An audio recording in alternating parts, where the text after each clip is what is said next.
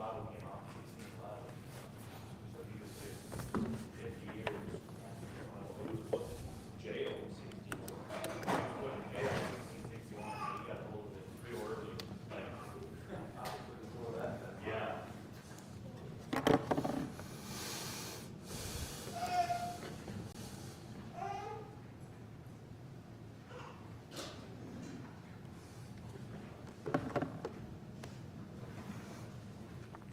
So we are in Revelations chapter 9.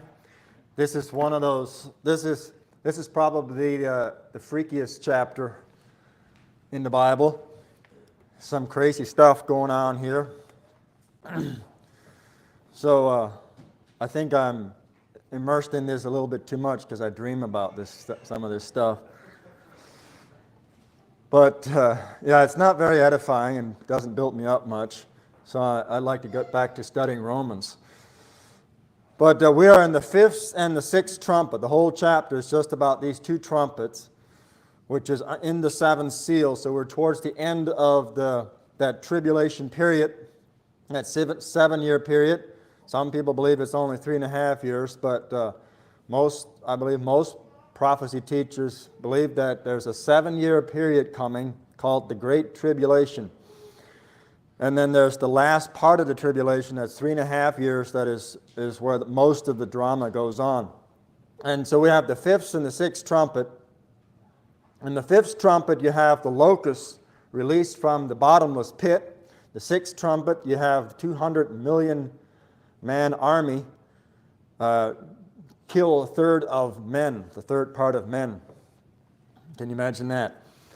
So what I'm showing here is the first 4 trumpets are aimed towards nature only. This destroys grass and trees, or a third part of any of the trees, and the sea is turned into blood, the third part.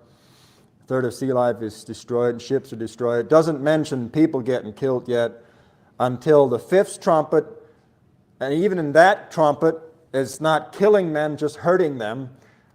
And then the sixth trumpet is when they actually kill a lot of people. Now, I would suspect that a lot of people will get killed in the other trumpets, but that's not really the aim. It's a warning. The first 4 trumpets appear to be warnings leading up to the worst judgment. And it gets to the point where a lot of people get killed. And if you go back to the fifth seal, what was happening? You had the souls under the altar crying for vengeance. And then I believe it's right after that, these trumpets sound and judgment falls on the earth as a warning, and it's in a response to the prayers of those tribulation saints in heaven. And the judgment just ramps up and ramps up. So in chapter 9, verse 1, it says, "And the fifth angel sounded, and I saw a star fall from heaven unto the earth, and to him was given the key of the bottomless pit." So we're going to look at some of the key words in this verse before we keep going. So what is this star that fell from heaven? In Revelation 1:20, we see that stars are referred to as angels. So when you saw a star fall from heaven, it's probably an angel.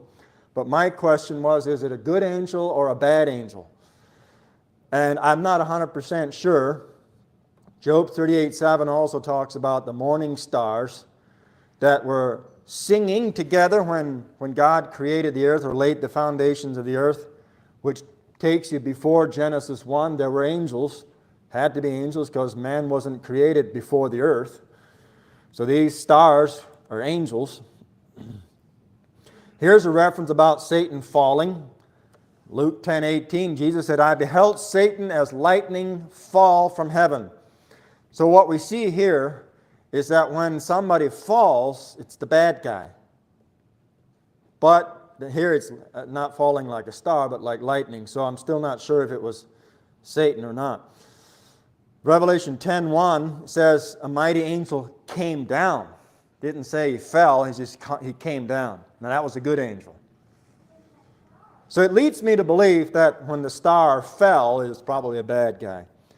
Here's another reference of an angel coming down from heaven. He had the key of the bottomless pit, and he bound Satan. So that's a good angel. So the fifth angel sounded, I saw a star fall from heaven. I'm leaning towards the belief that that was a bad angel. I saw a star fall from heaven unto the earth. So can you picture this? A shooting star just coming down through the atmosphere. And what was that? Well, I'm not sure. But then you see this smoke starting to billow out of the bottomless pit. That must have been that angel, Revelation 9. And it says, to him was given the key of the bottomless pit. So, what's the key? What's the power of the key? And also, there is a key in the Bible in reference to hell. Jesus has that key, or the keys, hell and of death. Revelation 1:18. So, there's a gate to hell. The power of the key is that you can open and nobody can shut it. You can shut and nobody can open it. That's the significance of a key. As you can open a door, nobody can mess with it. You got the power of that door. So the devil could not open that door. That angel could not open it unless somebody gave that key to him, which that's what it says that happened. So Matthew 16:18, remember that verse about the gates of hell? So hell has gates. And they can be shut and they can be opened, apparently. So let's think about the bottomless pit, where it's located. That pit is located in the earth. You go back to Numbers chapter 16, verse 30. But if the Lord make a new thing, this is Moses warning and proving his authenticity as a true man of God. But if the Lord make a new thing, and the earth open her mouth, and swallow them up with all that appertain unto them, and they go down quick into the pit. Go down alive into the pit. Then ye shall understand that these men have provoked the Lord. So the pit is down. We can see that just right there when the earth opens her mouth. And it came to pass, as he had made an end of speaking all these words, that the ground clave asunder that was under them. You can picture that. The ground just all of a sudden opening up. The earth opened her mouth and swallowed them up, and their houses, and all the men that appertain unto Korah, and all their goods. And what does it say that happened? They and all that appertain to them went down alive into the pit. So the pit is down below the earth surface, and the earth closed upon them, and they perished from among the congregation. There's your good definition for the word perish. God so loved the world that we would believe, they gave his son that we wouldn't perish down into the pit, and disappear from the land of the living. So they went down alive into the pit. Now, they didn't stay alive because they swallowed up and then suffocated them, but their souls then left their bodies and they were down in the pit. Jesus referred to being in the heart of the earth for 3 days and 3 nights. The Bible talks about his soul being in hell. And that's down in the heart of the earth. So when he died, he didn't go up, he went down. He descended in the lower parts of the earth. It's called the heart of the earth. So hell is located in the middle of the earth somewhere. Isaiah 14 talks about the cells in hell. Yet shalt thou be brought down to hell to the sides of the pit.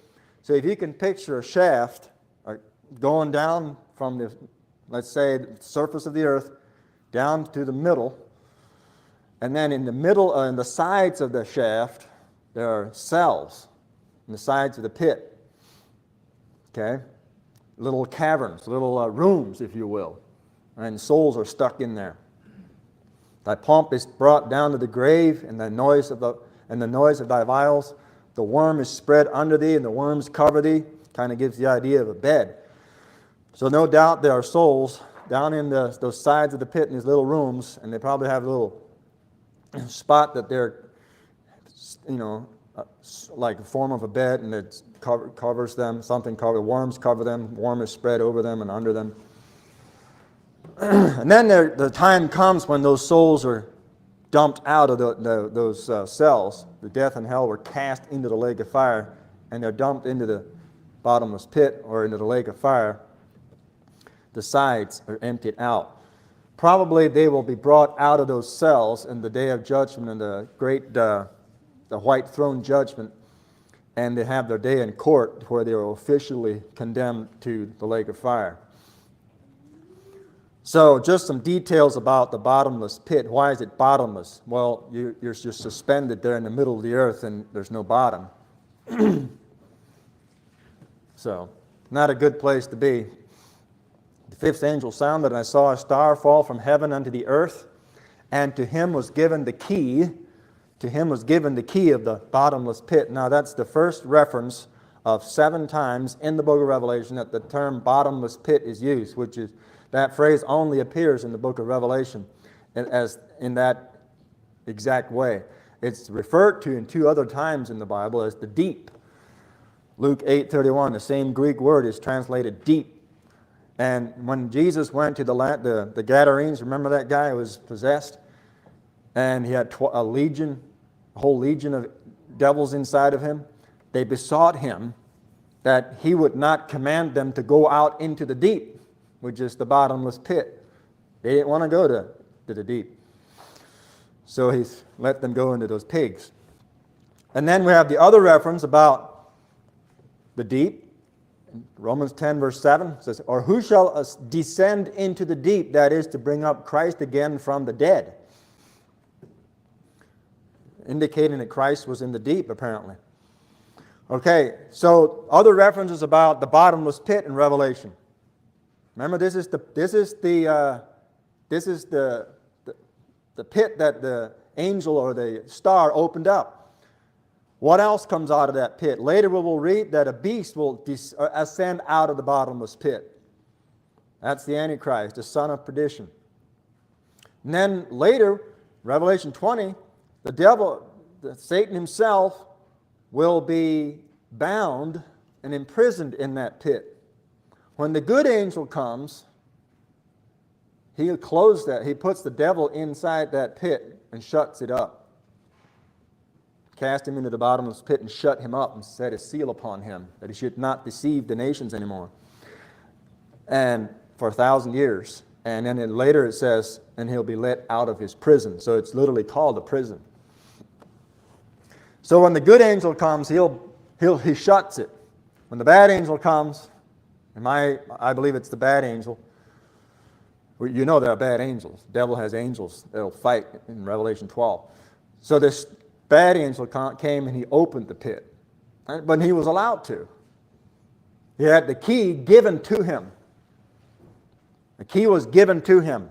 Jesus has the keys. Apparently he gave the key to this bad angel, and he comes falling out of heaven. He lands over the location where there's an entrance into the bottomless pit on the surface of the earth or something. And he opens it up. And what happens when he opens it up? And he opened the bottomless pit. And there arose a smoke out of the pit, as the smoke of a great furnace. And the sun and the air were darkened by reason of the smoke of the pit. Now this gets kind of freaky right here already. Because you understand that when you die and you go to hell, not you, but when a person goes, unless you're not saved this morning, you better get saved. But when a person dies and goes to hell, they leave the physical realm, and now they're in the other realm. They're in the spiritual realm. So have you heard of this? People claim to have drilled down to where it got really hot, and then they put a mic down there, and they claim that they heard souls crying down there. I don't believe that. You can't hear a soul cry with your physical ears. They're in the other dimension. You could have millions of them crying. You wouldn't be able to hear it because they're on the other side. But what's crazy here is that this smoke appears to be physical enough to blot out the sun and darken the sun and the air. That looks like physical to me. There arose a smoke out of the pit as the smoke of a great furnace. And the sun and the air were darkened by reason of the smoke of the pit. I don't take that allegorical. I don't take that as your spiritual, the way it's worded, that it darkened the air and the sun. This huge billow of smoke like a volcano comes out of the earth. So what happened? Well, a star opened the pit. And it darkens the atmosphere. And there came out of the smoke locusts upon the earth, and unto them was given power as the scorpions of the earth have power. So this smoke is billowing out of the earth and darkens the atmosphere, darkens the sun. And you're looking at this, and all of a sudden you see these creatures coming out of the smoke. And they're called locusts upon the earth. And these little monsters have power given to them. In other words, that word given shows up, I think, like 12 times in the book of Revelation, that the enemy was given power, given this, given that, given a great sword, things like that. It's like 12 times that I counted that the bad side was given power to hurt people. As the scorpions of the earth have power, which tells me that these creatures are not of the earth, because he said they were like scorpions that are of the earth, indicating these are not of the earth, not on the surface of the earth. They're from another. It appears that these creatures are from the other dimension, but they show up in this dimension. And it was commanded them that they should not hurt the grass of the earth. By the way, that grass has already been burned up already. Maybe it's starting to grow again. I think it was it the first trumpet when the fire and the hail was cast into the earth, burned up a third of the trees and all the grass. Maybe the grass is growing back already, but they're told not to hurt the grass of the earth. Neither any green thing. Aren't we familiar about going green? Don't hurt the green, don't hurt the green. Let's go green. Neither any green thing, neither any tree. These are tree huggers, but the people who are behind this. But only those men which have not the seal of God in their foreheads. Don't hurt nature. Just hurt those men that don't have the seal of God, that the name of the Father, the Father of Christ, in their foreheads. And to them it was given that they should not kill them, but that they should be tormented 5 months, the average lifespan of a locust. And their torment was as the torment of a scorpion when he striketh a man. So they get tormented by this spooky creature that came out of the bottomless pit, because it goes around stinging people all over the earth. Probably just millions of them coming out, go all over the earth. So I looked up scorpion online, and this one, I think it's Mayo Clinic, I believe gave out these symptoms of a scorpion sting. Here are the symptoms of getting stung by a scorpion. By the way, it's hardly ever deadly, which I thought that was interesting. But the symptoms are pain, which can be intense, numbness and tingling, slight swelling, warmth, a hard time breathing, muscle twitching or thrashing, unusual head, neck, and eye movements, drooling, sweating, slurred speech, nausea and vomiting, high blood pressure, fast heart rate, being restless or excitable, or crying in children that can't be comforted. That brings you down to reality. Probably children getting hurt too, unless they got raptured with the saints. I hope they do. I would suspect they do.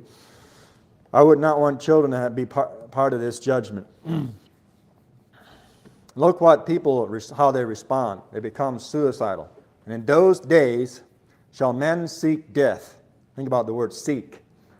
They're seeking, they're looking for death. How can I kill myself? And shall not find it. And shall desire to die, and death shall flee from them. So they almost get to the point where they're able to kill themselves, and then death just flees away, and they can't kill themselves.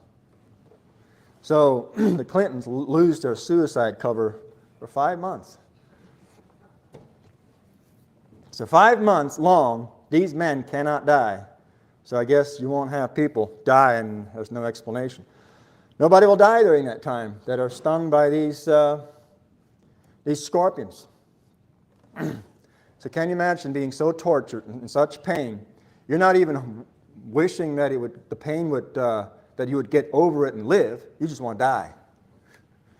That's the effect it has on the psyche. And here is more description about the shape of the locust. These are crazy creatures. These are not ordinary locusts. It says in verse 7, the shapes of the locusts were like unto horses, prepared unto battle. Prepared unto battle. And on their heads were as it were crowns like gold, and their faces were as the faces of men. And they had hair as the hair of women, and their teeth were as the teeth of lions. And they had breastplates, as it were breastplates of iron. And the sound of their wings was as the sound of chariots of many horses running to battle. So it's a combination of locust, horse, man, woman, the lion, and the scorpion. And when they and the sound of their wings, oh, they have wings too. I kind of missed that in my study. I was wondering if they can fly. I assumed they can fly because they're locusts, but here it says, yeah, the sound of their wings was as the sound of chariots of many horses running to battle. Can you kind of picture galloping, a whole crowd, a herd of horses just galloping? You know, it makes that sound like a whirring sound, like sort of like a propeller.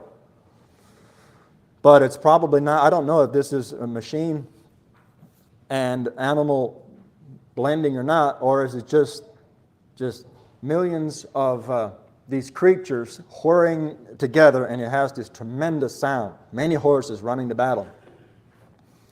And they had tails like unto scorpions, and there were stings in their tails, and their power was to hurt men 5 months. That's the power they had. Limited, but that's still a pretty long time. Kind of gives you the idea how long one trumpet may last. This one seems apparently lasts for 5 months, this time space of one trumpet. 5 months long. One guy thought that, well, the head of a locust kind of looks like a horse head, doesn't it?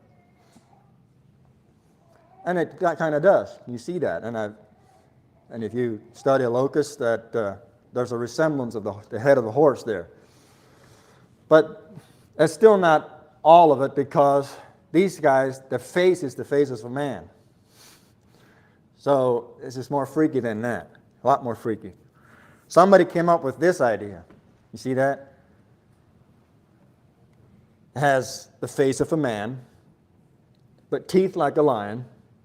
Teeth, just the teeth, not the nose. I don't think the nose was the shape of a lion, just the teeth. So that seems accurate. The face of a man, teeth of a lion, hair like a woman. But the overall creature still is the shape of a locust, so it's still not accurate. The Bible says the shape of this creature is a horse. Apparently the overall shape is that of a horse. And it has wings.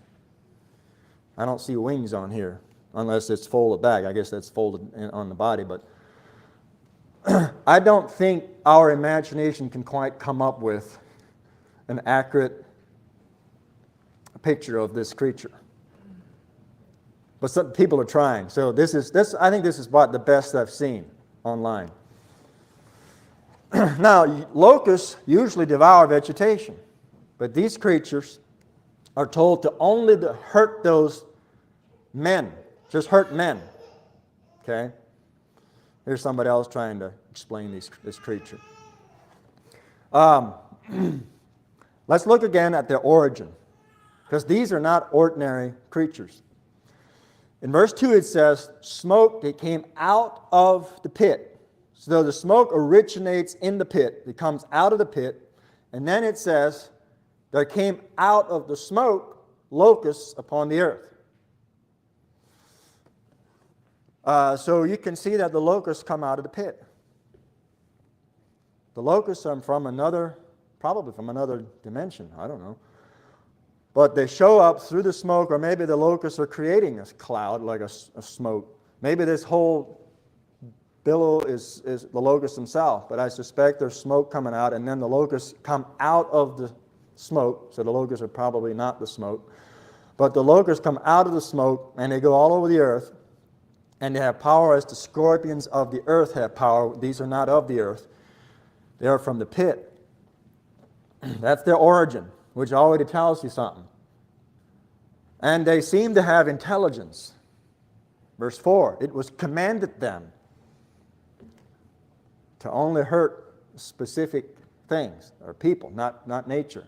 Only those men. So they somehow know what not to hurt, what to do, where to go.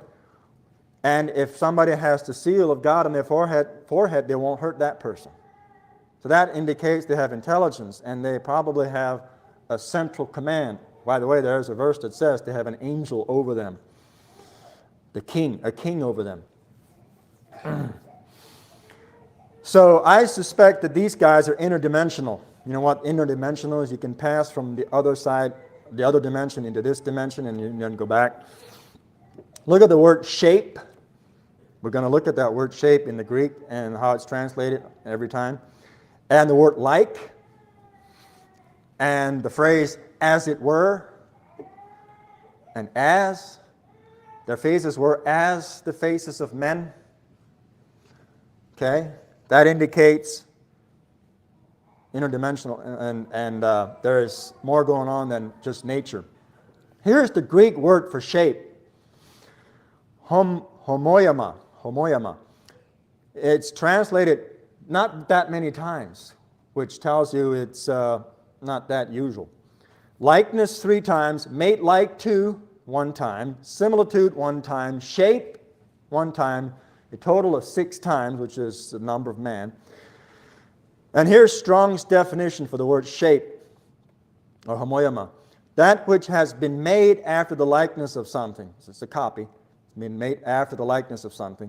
A figure, image, likeness, representation. Likeness, i.e. resemblance, such as amounts almost to equality or identity. It says they are the shape of a horse. Here's the first time that the word homoioma appears in the Bible. Romans 1:23, and changed the glory of the uncorruptible God into an image made like to corruptible man, and to birds and four-footed beasts and creeping things. Corruptible man. So they make an image, and it has the resemblance of a corruptible man, made like to. Here's the word shape as translated similitude. Romans 5:14, nevertheless, death reigned from Adam to Moses, even over them that had not sinned after the similitude, or the shape, or the likeness of Adam's transgression, who is the figure of him that was to come. The first reference, we had the word corruptible. The second reference has the word death. Third reference has the word death in it. For if we have been planted together in the likeness of his death, we shall be also in the likeness of his resurrection. When I looked up the Greek word behind the word shape, and I was looking at the verses, 6 of them, just to see if there's any clue that I can get about these locusts, I almost dismissed it, but then I noticed every verse, except the last one, about the locusts, has something to do about death and corruption and about Adam and Christ. If we have been planted together in the likeness of his death, we shall be also in the likeness of his resurrection. You see, when Adam sinned, let's go back to the very first reference, made like the corruptible man. Adam had a body that did not have corruption in it. It wasn't glorified, so it had the capability to become corruptible. Let's say it this way. I believe that corruption and death was suspended by the tree of life. His body was not aging, maybe you could say it was a corruptible body in the sense that if he got away from the tree of life, he would start aging and dying, probably would have died. But the tree of life kept his body from being corruptible, or corrupted, wasn't corrupting. And then he fell, he ate a fruit, and he fell, and his image fell. He fell in his image. So when it says in the next verse, that has the word shape in it, it's translated similitude, which indicate that the death that he got, death reigned from Adam and Moses, even over those people who did not sin in the same form and the same shape as he did. See, his sin made him fall. His sin made his shape change. That has to do with death. He became corruptible. And then it says that corruptible shape, that image passed down to us. It reigned from Adam all the way to Moses, the giving of the law, which tells you that it reigned over people who had not sinned according to, like Adam did. The law wasn't even given yet. So here's the whole human race now in the same shape as Adam, and they had not done the sin that got them to that shape. Only one man did the sin to get us into that shape, that similitude. And now, of course, Christ came in the shape of fallen man to get us out of that shape and took that shape of death to the cross and crucified it and then raised us up together to restore us back to the original shape. Like it says in Romans 8:3, likeness, the same Greek word, homoioma. For that what the law could not do, in that it was weak through the flesh, God sending His own Son in the likeness of sinful flesh. Now that's crazy. That Christ got the same likeness as a sinner. And flesh has a likeness. Think about the word flesh. That's your DNA. That's your body. This is biological. We're talking about biology here, the flesh. When we're talking about corruption and death, that's biology. That's your body. Your body has a likeness. Your body of flesh has an image. And when Adam sinned, that image fell, and we're born that way, with a fallen image. Christ came into that image to restore us back to the image of God. In all these cases, the original image is, how could you say, there is a departure from the original image to a fallen image. You see that? Even Christ left the image of God and came to our image. Philippians 2:7, but made himself of no reputation, took upon him the form of a servant, and was made in the likeness of man. And you keep reading, talks about him dying on the cross. So all these references have to do with death, except this last one. And the shapes of the locusts were like unto horses prepared unto battle. Okay. Let's look at the path to the shape. How did people end up to that shape? Well, I've already talked about it, but let's look at it again. Look at the word changed and the word made. There is a departure of the original shape. You changed the glory of the uncorruptible God into an image made like the corruptible man. The path to the shape, the fallen shape. I know this is deep, but I think all of this is a clue about the shape of these locusts being in the shape of horses. I think it's genetic manipulation. But look at this one.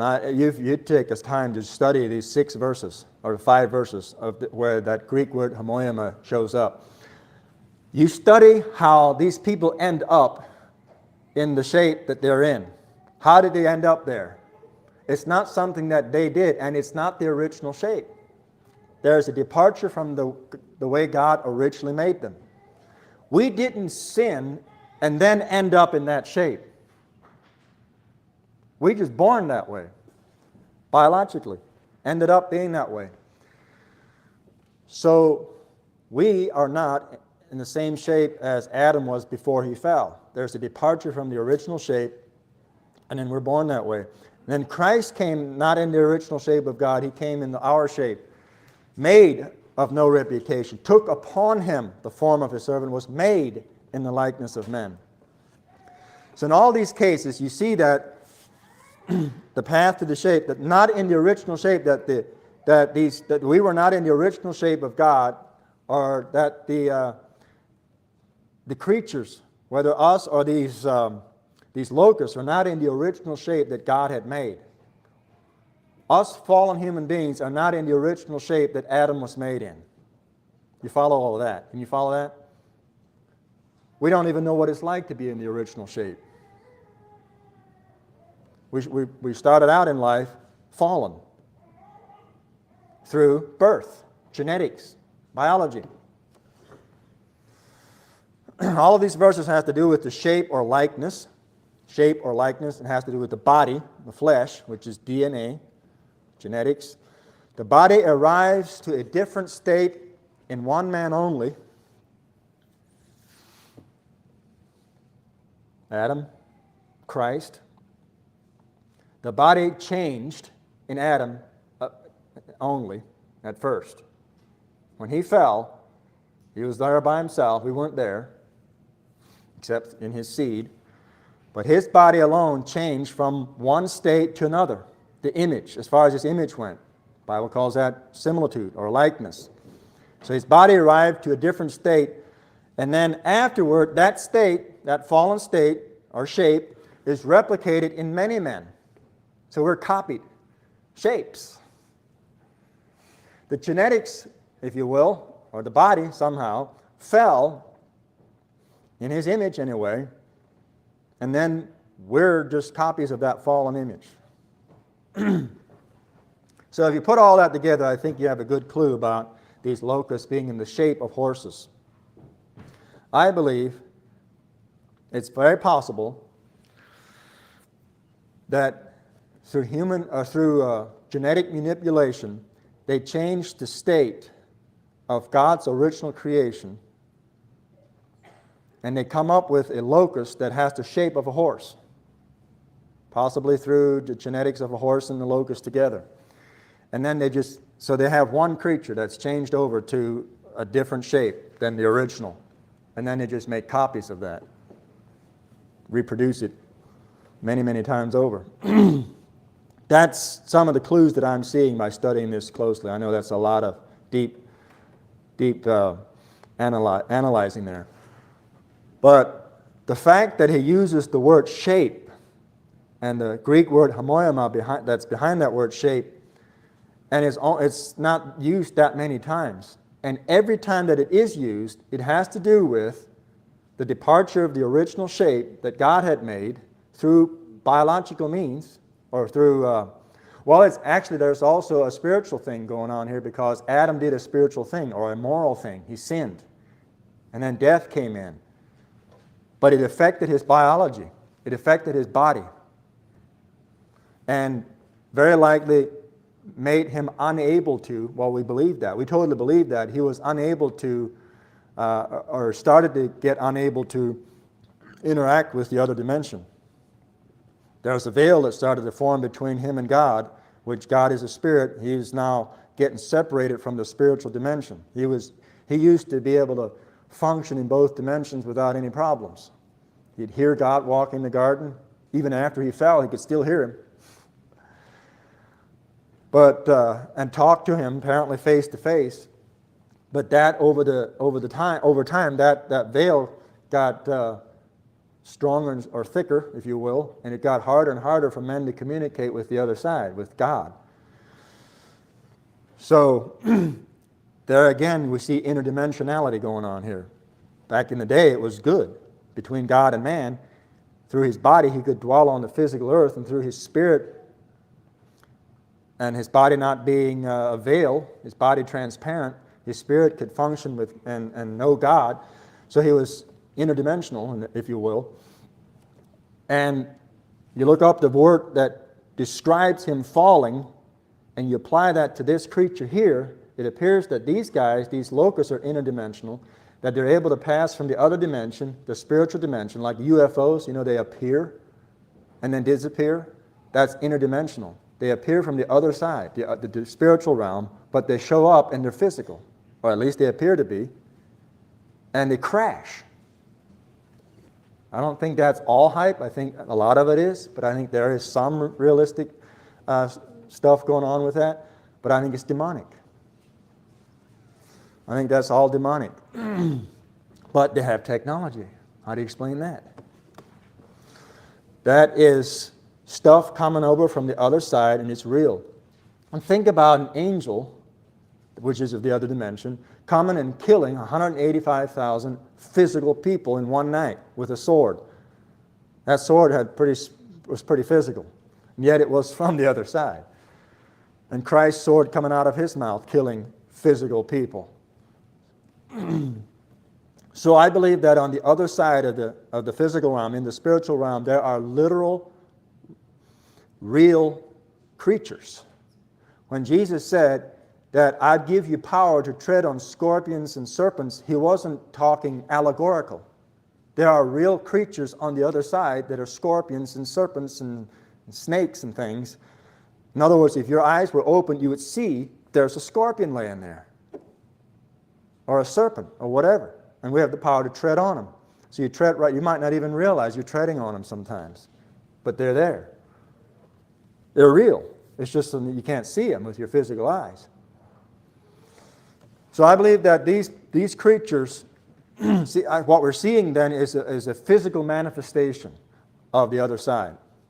The shapes of the locusts were like unto horses prepared unto battle, and on their heads were as it were, crowns of gold, crowns like gold. Now, if you look at it and you analyze the substance of that crown, it's not gold, but if you put a golden crown right beside it, it looks the same. It's like gold. And their faces were as the faces of men. Now, they're not men, but they have the face that looks just like a man. Look at the face of this creature, it's a man face. Probably a horse's body, a man face, lion teeth. When he smiles, probably can't smile, but if it growls, there's these lion teeth in its mouth. Not horse, not man, lion teeth. That's quite a creature. As it were, crowns like gold, you know. I looked up the phrase, as it were. I think I read almost all of them. And that's very interesting to look at as well. Look at this, Leviticus 26:37. And they shall fall one upon another, as it were before a sword, when none pursueth. You're looking at this group of people. They're fleeing, and they're just falling on top of each other, dying. And yet there's nobody chasing them and nobody stabbing them that you can see. And yet they're falling over like one is. Somebody is stabbing them. That's the other side killing these people. That's what I take from this, that this is a clue. He might have been sort of speaking allegorical back then, but I think this could mean that in the future this is actually real. You shall have no power to stand before your enemies. In other words, these locusts might actually be invisible. That's even more freaky. That they're going around the earth and you can't even see it, and all of a sudden you get stung. Well, what was that? I physically got stung, and I can see the mark, but I never saw it. So you can't even shoot the dumb thing. No matter how many AK-47s and AR-15s and grenades and whatever you got, and these explosives, and you say, I'm going to shoot this, I'm going to blow these guys up when they show up in my house. No, they'll show up. You open the door to get to the car or something, they slip in, and then they get to your kids or your wife and your children, and they start stinging everybody. And you can't do anything about it. And all of a sudden, they might actually show up in the natural. So, oh man, I can't believe it. These things are real. Yeah, it's Leviticus. This is Revelation chapter 9. Told you the Bible's real. There's another phrase, as it were. I didn't include nearly all of them. And on the day that the tabernacle was reared, upon the cloud covered the tabernacle, namely the tent of the testimony. And at even there was upon the tabernacle, as it were, the appearance of fire until the morning. You realize if that was physical fire, it would burn the thing up. But it was still real fire. It made light. It lit up the place. This is fire from the other dimension. Looked like the real thing, but it was real. You think about that. You start thinking about this. Like there's real stuff on the other side. And it might not have quite the same effect. Like it's not burning the place up. All right. Okay. They had breastplates, as it were, breastplates of iron, and the sound of their wings as was the sound of chariots of many horses running the battle. They had tails like unto scorpions,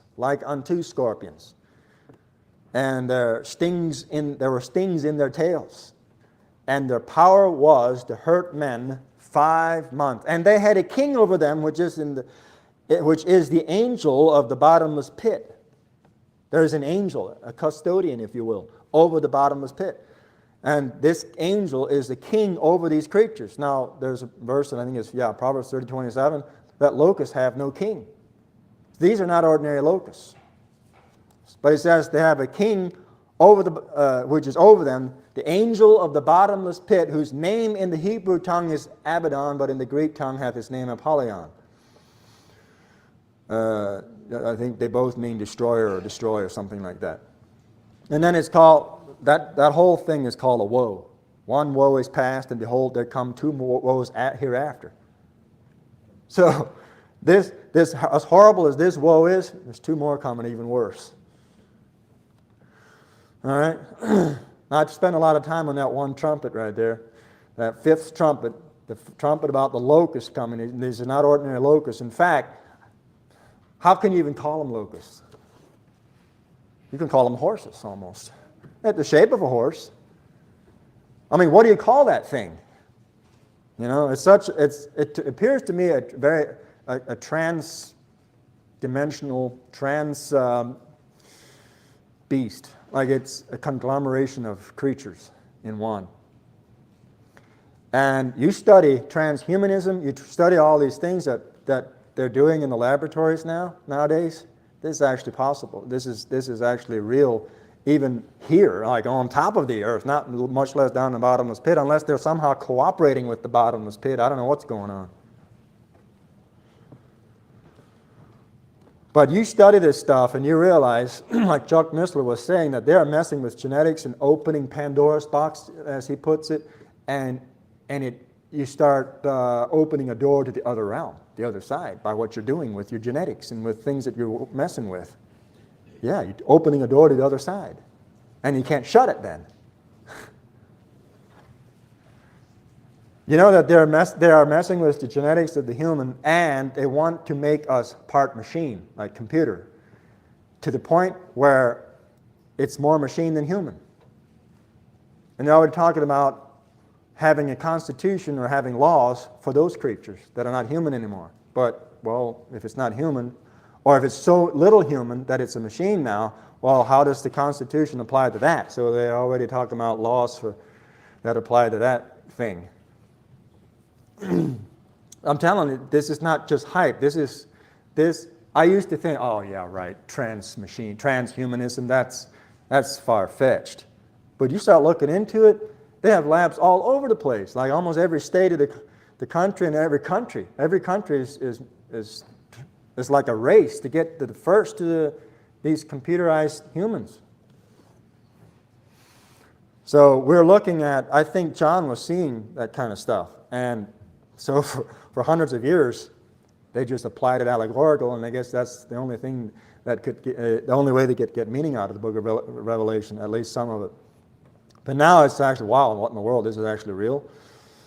So the sixth angel sounded, and I heard a voice from the four horns of the golden altar, which is before God, saying to the sixth angel, which hath the trumpet, loose the four angels which are bound in the great river Euphrates. So there are four evil angels. They're evil, we know that because they're bound. They are bound right now under a river, or in the river. It says, in the great river Euphrates. So you go over the river Euphrates, you go into the river, and if you could see in the spiritual realm, I guess, you see these huge angels bound with these rusty old chains. And the four angels were loosed, which were prepared. That word prepared showed up in this story about the locusts as well. They were prepared on the battle, which were prepared for an hour and a day and a month and a year for to slay the third part of men. So we thought these locusts were creepy creatures. This is way worse than that. This is probably, well, I know that the Armageddon is still worse yet. He's killing so many people that it's just unreal. But this is the third part of the human race getting killed right here by these four angels and then the 200 million army that they bring about. But they are prepared. Think about right now, they're not loose. I don't believe they're loose at all. But they're probably just can't wait to be released. So they're preparing themselves for an hour, a day, and a month and a year, which indicates that God has a specific year in mind, a specific month of that year, and a specific day in that month, and a specific hour in that day when this is going to happen, and they're going to be unleashed to slay, that means to kill, a third part of the population of the earth. And so if we have 8.1 billion people right now, which is what we have, let's say we have close to 9 billion people by the time this happens. So that's 3 billion people slain. 3 billion slain. Hard to imagine that, isn't it? Maybe these are part computer people. Maybe these are genetically messed up people. Maybe that's a good thing. Have a third of them, the worst of them, get slain. And the number of the army of the horsemen were 200,000. That's 200 million. And I heard the number of them. China has, over 1 billion. That's 1,000 million people. Right? 1 billion is 1,000 million. So 200,000 would be about a quarter of their population. So some people are suspicious that China will produce this army. India has about the same amount, over 1 billion people. You know who the next is in line of the population? United States is third. It's China and then India. I believe China is the top. And then India is right up there real close, the same, over 1 billion people. 1.4, I think. America is the third and only has 300 and something million. So China and India is way up there. And they could easily produce 200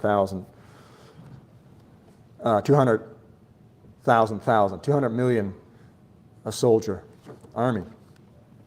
Unless this is also a freaky army from the other side. And I heard the number of them, so he's re-emphasizing how many he heard. And back in the day, that was such an unrealistic number. And thus I saw the horses in the vision, and them that sat on them, having breastplates of fire. So that's not an ordinary breastplate. Breastplates of fire. It doesn't even say it was like unto fire. Some kind of crazy breastplates. You look at their breastplate and it's just fire. And of jacinth and brimstone. That's their breastplate, these horses. And them that sat on them, having breastplates of fire and of jacinth and brimstone. And the heads of the horses were as the heads of lions. And out of their mouths issued fire and smoke and brimstone. So there's this horse with a rider, lion head, and out of this mouth of a lion, which the animal's a horse, fire and smoke and brimstone comes out of their mouth. And by these three was the third part of men killed by the fire, by the smoke, and by the brimstone, those three, which issued out of their mouths.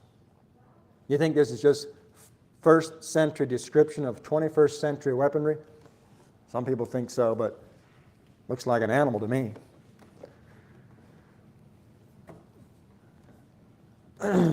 But fire issued out. I know a gun, when you shoot it, it issues a little fire, but I don't know. Is this weaponry, mechanical weaponry? It looks like a creature. For their power, there's a power again, their power is in their mouth. This is pretty wild. The power is in their mouth.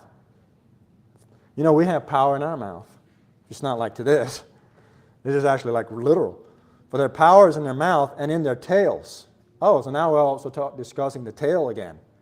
For their tails, look at this. Their tails were like unto serpents and had heads. And with them they do hurt. Now you have 200 million of these. 200 million, that's almost a quarter of a billion. Galloping around the earth. By the way, these locusts, they could fly, remember that. I don't know if these can fly or not.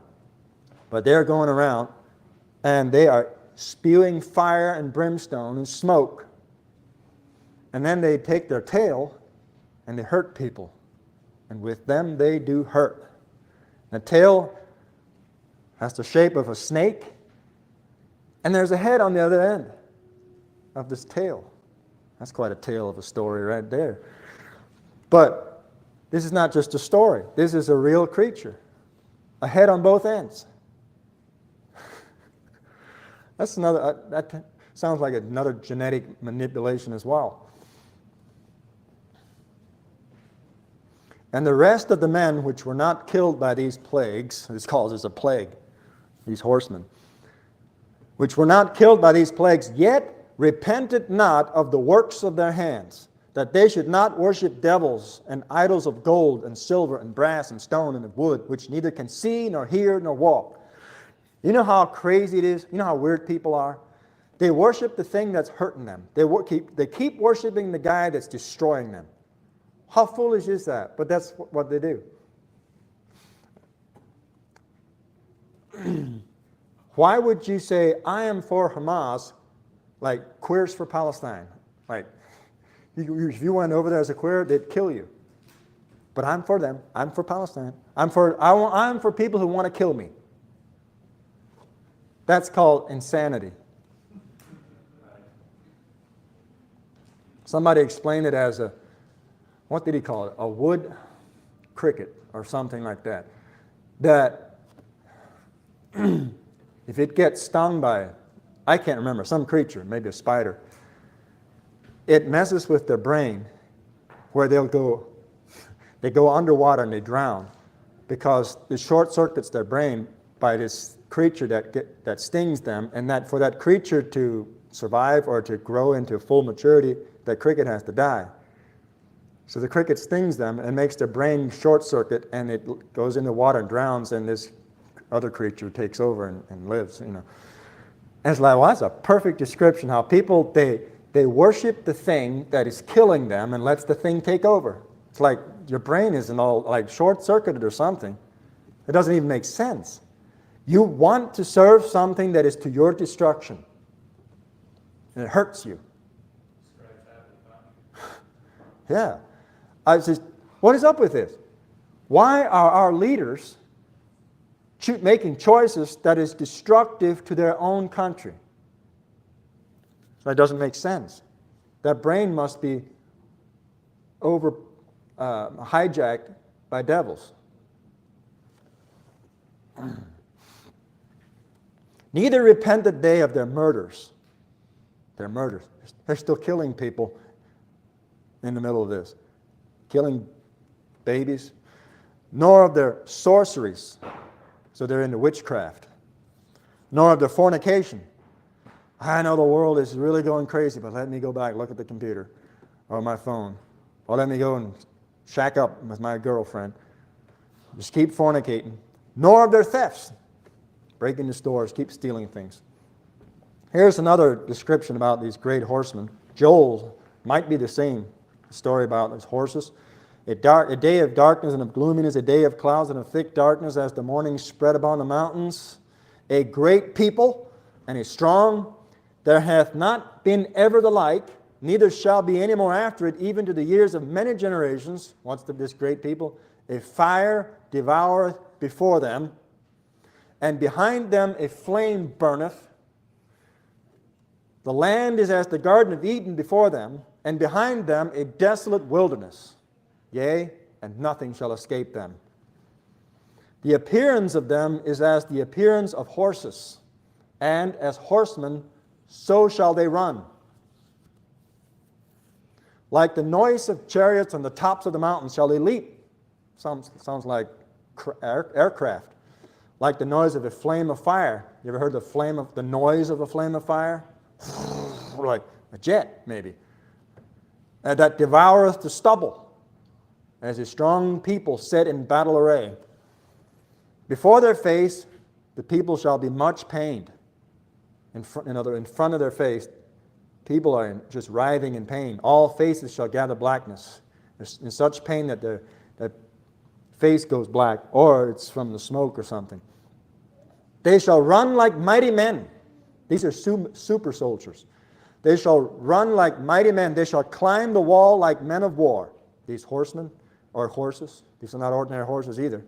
And they shall march every one on his ways, and they shall not break their ranks. Smart command. Central command or something. Controlling them all. Neither shall one thrust another. They won't mistake each other as be the enemy. They don't thrust each other.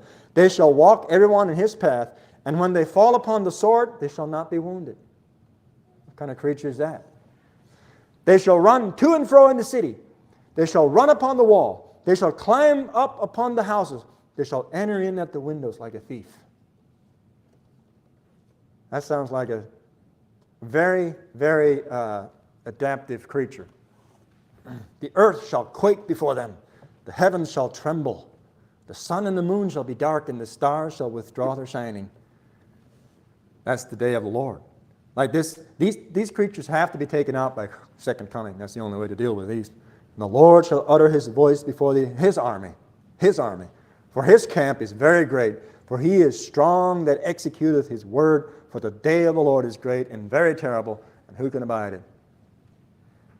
Just like in the days of Noah, they were messing with genetics. And they had this messed up group of people that the only way to deal with them is just to wipe them all out. Every one of them, even the little ones. Drown them all. Likewise, so it will be in the days of the coming of the Son of Man, Jesus said, just like the days of Noah. The only way to deal with this corrupt group of people is just to wipe them out, which he will do this time not by water but by fire. Burn them all up. You can't reform them, you can't change them. They're genetically altered and modified and spliced, messed up with machine or with other animals and human. There's such a mess of things. They're super soldiers. They're super beings somehow. And God's just going to have to kill them all and burn it up. I mean, once you start making this stuff, how would you deal with it? How would you stop it? How would you, nuke them? Could you nuke them all? Maybe. But God's got the biggest nuke of them all, and he's going to take care of this. And thank God. You know where we're going to be at this time? Riding on horses right behind him. And I hope you will be too. All right. Well, that is chapter 9. 2 trumpets. And it's the wildest chapter I have ever discovered in all my studies. So just remember that. Chapter 9. It's crazy. Crazy stuff. So we're going to